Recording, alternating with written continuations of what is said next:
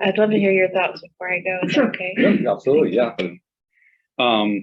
So yeah, I again appreciate all the public comment we got, and that we really took extra time to make sure we got that. I want to say a lot that no matter what we do, no matter what option we take going forward, we're making sure that folks experiencing homelessness either have shelter space or a public place to be.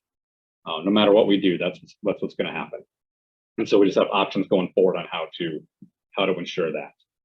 I think it's an excellent point. We need to think citywide. We obviously heard the most about the MLK area because that's certainly the largest encampment at the moment. It's in my district, as I say. I've walked by every day for about 10 years down there, and I don't think we could ignore that area has been growing substantially, and the impacts it has had on the neighborhood and the people around it.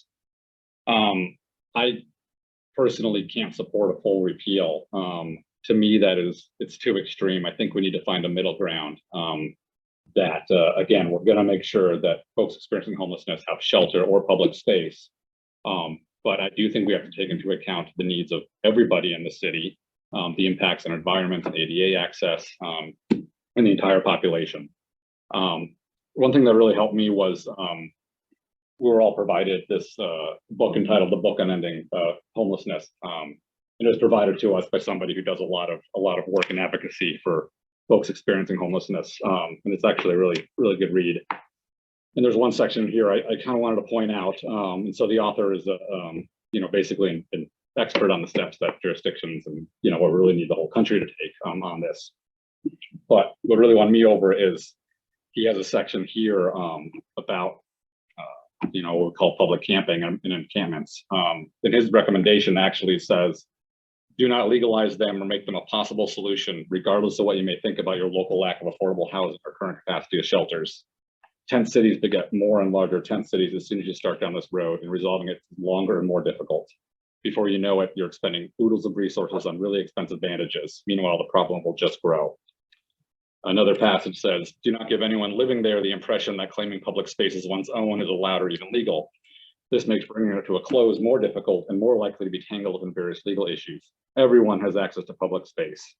If the tent city is on private property, then this must be resolved through the will of the private property owner.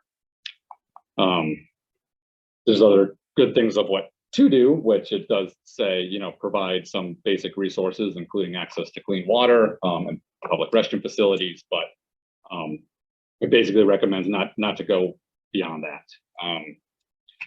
So I think the Lakewood ordinance is a good move as well. I think we should tweak it to address the needs of Bremerton and our specific locations. But following this book, hearing the impacts from the neighborhood, I think the goal should be twofold. As we continue and as we have done, provide resources to folks experiencing homelessness, keep working with our county and state partners, because that's really where this needs to come from, on universal services and resources, and not expect the poorest per capita city in the county to provide all its resources. But in the meantime, I also think it is important, following this book's guidance, to prevent large encampments from forming.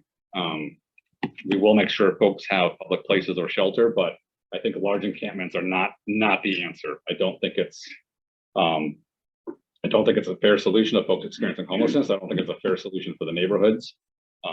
So I would like to see us not repeal an ordinance, but start working on an update to the existing one, following the probably Lakewood model that strikes that middle ground. So that's where I'm at the moment.